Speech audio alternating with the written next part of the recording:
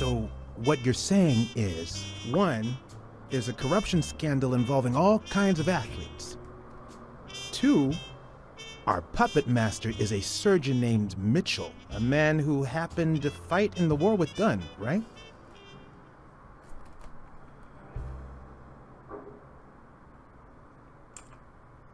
Maybe, but it could be no more than a false lead. Anyway, where was I? Number 3, right? 3, since Dunn was on his trail, Mitchell, or whomever, hired an anteater to get rid of him. Oh, yeah. Oh, yeah, Dunn... Oh. Then, since you were also shaking the wasp's nest, he went after you. But the anteater made a mistake, and Mitchell, or whomever, killed him to cover his own tracks. And, wait, 4. The key to all this lies with a common friend of Dunn's and Mitchell's, Craig Spenow. Do you really trust him? Well, not after his fucking stunt at the graveyard. No, I don't, to be honest. But at the same time, I think that's why he ran. If he was lying, he would say... I think he didn't lie to us. Although he might not know the whole truth. 4. No, I mean, 5. Dunn was murdered 4 days after taking Spenow to his house.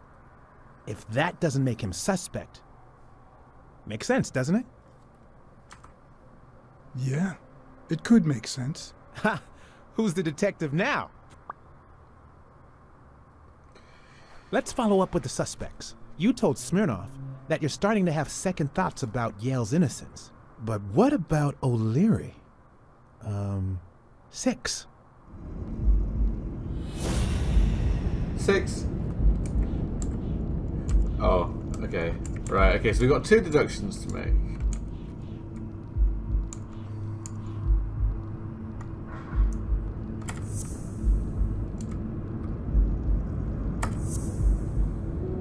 No? Okay.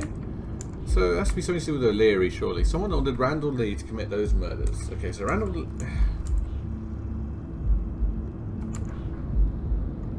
Well, yeah, we know that one. Oh, what do you want? They literally make sense.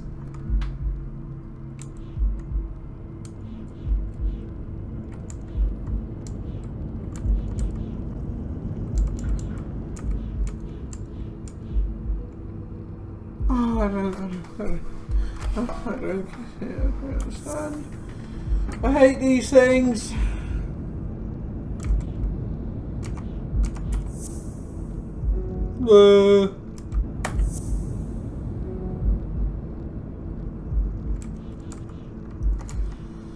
Oh, I don't get it. This is fucking retarded. Oh. O'Leary wouldn't have sent Randall to kill Dunn. He would have dragged him to his basement, given him his little speech, and then killed him himself. Nah, I know O'Leary, and he wouldn't have sent a hitman. He would have taken matters into his own hands. What about Cassidy? 7, right? You know what, I totally forgot about Cassidy. I forgot about the whole poker night thing. Cassidy acts by impulse.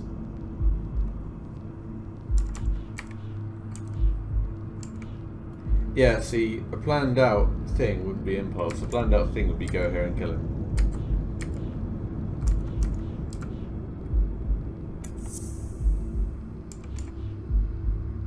The anteater killed Clarice, which is pretty impulsive given that she was only a cleaner. No? Okay, fine. Fine, fine, fine, fine. It's not Cassidy because Cassidy acts on impulse. I think it's safe to rule out Cassidy as Dunn's murderer. He seems too impulsive to have planned such a twisted crime. Whoever planned the whole thing knew the suicide theory would fall through. So he manipulated the clues to incriminate Yale. Cassidy is too impulsive to pull off such an intricate plan. So, even if you have your doubts, Mitchell is the one pulling the strings. And you know why? Because in novels, the murderer is always someone the detective knows from the beginning. Well, that could be the case in British novels. You know, where everyone in the mansion where the murder took place is a suspect. But this might just be an American whodunit. where the detective doesn't even meet the culprit until the last scene. You mean we still don't know who's pulling the strings? I didn't say that. How did it go with Helen Moor? I didn't get anything, even though it started out really well. I asked to interview her along with her boyfriend, Al Stone. Since I'm a big shot, they were happy to oblige. Perfect. Now, time for the interview. I'll go back and forth so you don't get bored. So, who goes first? Here's one for both of you.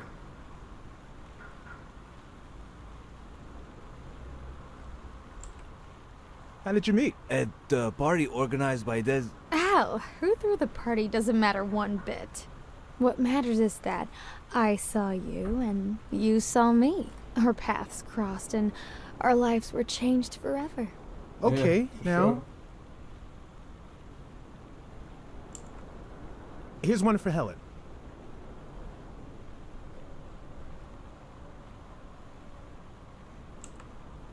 Dating a boxer can be dangerous. Aren't you afraid that those blows to the head will take a toll on his intellectual capacity? Honey, take a look at my man and then look at yourself. You really think I'm with him because of his intellectual capacity? Helen! Write this down. Nothing will change my man. His smarts, manliness, and integrity are all boxing proof. Moving on. Here's a question for Al.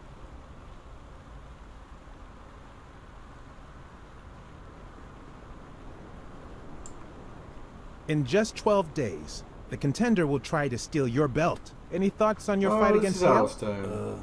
Yeah, sure. My Al is going to kick that thug's behind. Isn't that so, honey? Yeah, well, we'll see. No such thing as a weak rival. Nonsense. You are and will be world champion. Next question. Now what? Time for a picture. How should we pose? However you like.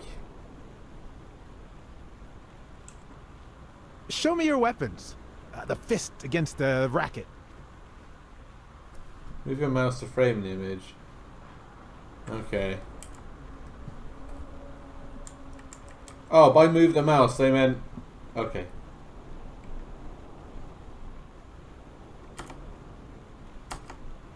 What?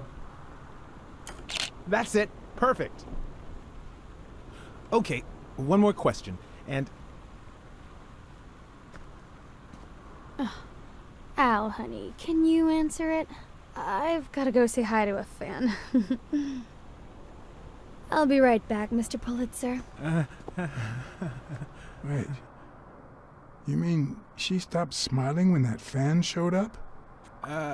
yeah. Could you describe him for me? I'll be able to show you something as soon as I'm done developing these pictures. And actually, I thought it was odd too. So while I continued to interview Stone, I managed to take some pictures of Moor and whoever her mysterious fan was.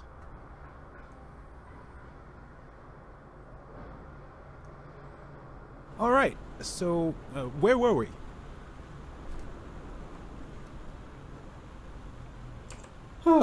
Your manager is Frank Cassidy, president of the Boxing Managers Association of New York. According to him, only boxers working with member managers should be allowed to compete. What do you think about that? Cassidy is a great manager, really. No complaints there. And the work he's putting in as president of the association is really valuable. But, I don't know, maybe in this case, Joe Dunn was right. Wait, no. Could you keep that last comment off the record? You know, on the down low. My lips are sealed. Ah, okay. Alright. Do you ever feel jealous about sharing dating America's sweetheart? Are you ever jealous about sharing your sweetheart with America? Well, I wouldn't say I'm jealous. But I know that someone so popular and honest can draw the wrong kind of attention. There are plenty of people who would love to put an end to her career, so it's not easy. Right. Oh, I've already asked In that. just 12 days, Cock. the contender will try to steal your belt. Any thoughts on your fight against Yale? Well, supposedly the odds are in my favor, but There's no such thing as a weak rival. And, you know, Bobby Yale might be young and going through a rough patch, but he's had an amazing streak, so I'll do my best. Let's get that picture taken. Oh.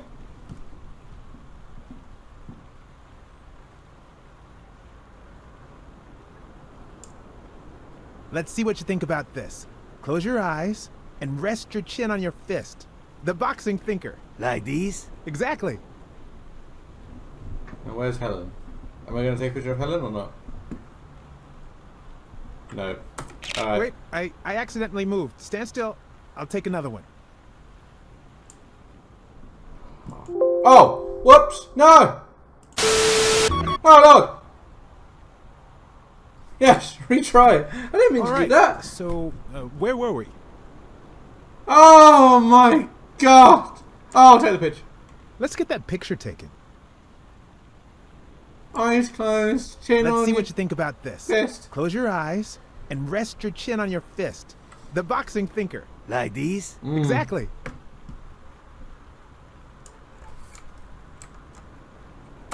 Wait, I accidentally moved. Stand still. I'll take another one.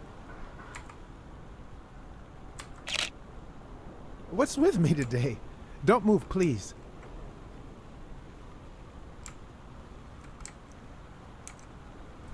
Now we got it. Should we keep at it? Right, take a picture. I'm going to take one more, all right? Oh, okay, well. Show me your back. Turn around and show me those biceps from behind. Like that? That's it. What's up with me? Stand still. I'll take it again. Oh, that's the lizard. Right. That's the fucking lizard. move. That's definitely the lizard. I just saw the scales, man. That's Matey Boy. That's what's his face? He has a name. It's about time. Mitchell. Finally, we're all set. Wait. So, are you telling me the photos are developed? Or is that what you said to Stone? Both. Just look.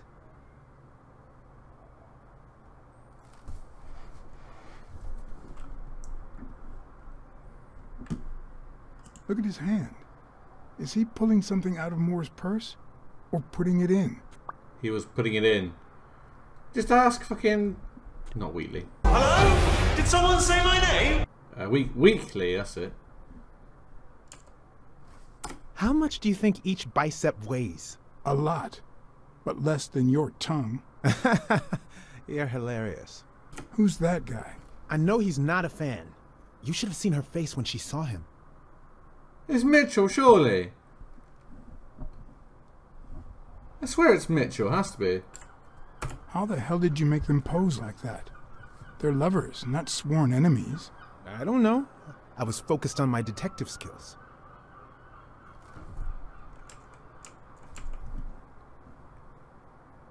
You can see it's fucking Mitchell from here.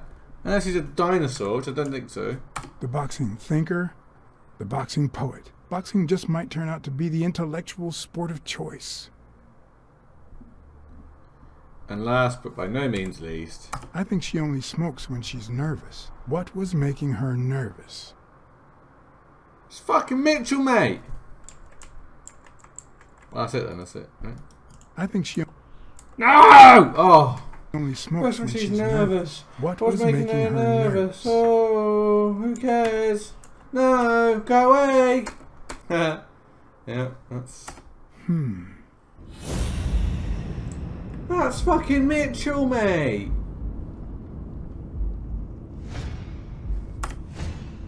I've seen that matchbox before. La IGUANA. Is that why? Do you know why? It's probably in the fucking Olympic 5 photo. Wait, that's him. Who? Mitchell, the Yeah. surgeon. Seriously? Yeah! We got him. Yeah. Not yet. Right. We still have to find him. Fucking hell. Hey, pal. Did you hear what I just said? We need to keep looking at all those pictures. We need a clue that'll take us to Mitchell. Hey, see? There. Just like I was saying. Oh. Oh yay, there's a new deduction. Can't wait. Can't wait.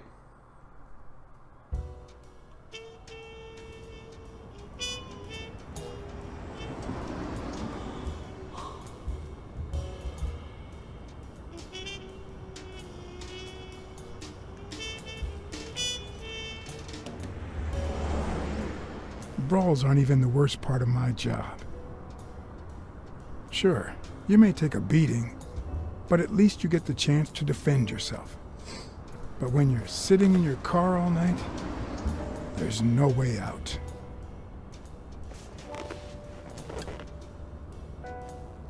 Your legs cramp up, your back and neck feel stiff. Your entire body aches to be somewhere else. It's boring and repetitive.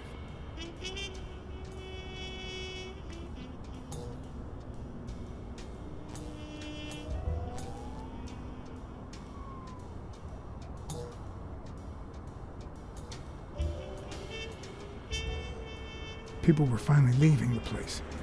The bar was about to close. And I hadn't seen Mitchell go in or out.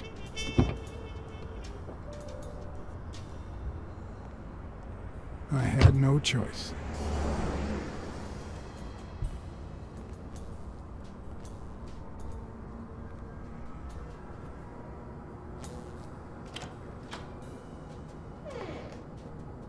I see you took me up on my invitation. Oh. And you're smart.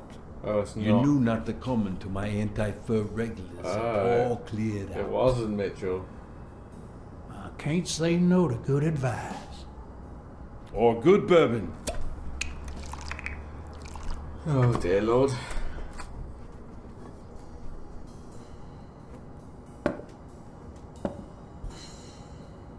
Here's looking at you, Mr. What was your name? As far as I knew, La Iguana always stayed neutral. He played poker with Cassidy. But his joint was used as the gambling drop-off for O'Leary's operation. Did it make sense to keep faking it? Or was it too dangerous not to? Farnham. Howard M. Farnham II. That's right. Howard Farnham from Ding Dong, Texas. Well, I'm not going to walk in there and be like, yo, I'm a private investigator, Blacksad, you know. You're natural. That sure beats your poker game. This here's much easier. No cheating. You barely flinched when Cassidy decided to teach that ego a lesson. What do you want a fella to say?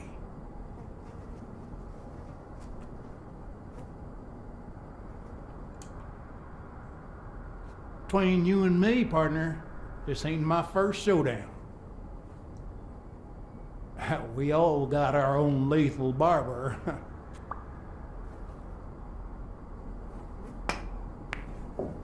Damn it. Well, nobody's perfect. Tell me, what do you really want with Cassidy? I can't say it's clear to me.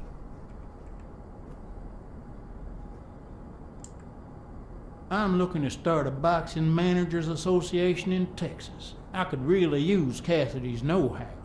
Don't worry about it. I was only curious. So, what about me? What do you want from me? No one comes to La Iguana just to drink and play pool. I'm here looking for a regular of yours, Dr. Angus Mitchell. What for?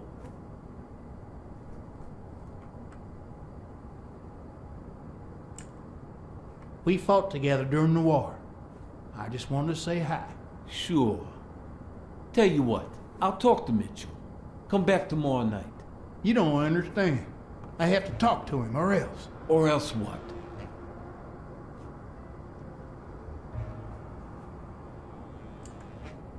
You'd be losing your chance to make a pretty penny. I know how to reward my allies. You think I'd spend my time in this dump if all I cared about was the money? Please, cut the crap. Anything else? Alright, fine, I'll tell Cassidy what it is. I don't think Cassidy would be too happy about the role this here dump plays in O'Leary's gambling operation. You follow me? Son of a bitch. All right. Give me your phone number, and I'll give you a call when Mitchell shows up. No. You're gonna call him right now, and you're gonna give him this message. What? Okay. I like When how... you're sitting in your car all night, there's no way out. Your legs cramp up, your back and neck feel stiff, your entire body aches to be somewhere else. It's boring and repetitive. It's so bad that your thoughts spiral in a never-ending loop. Like when you're stuck in your car, on surveillance duty. The owner of La Iguana was supposed to tell Mitchell that a certain anteater was still alive, and that it was only a matter of time before he ratted him out. With a bit of luck, that would make him nervous enough to force his hand. Now all I had to do was follow him.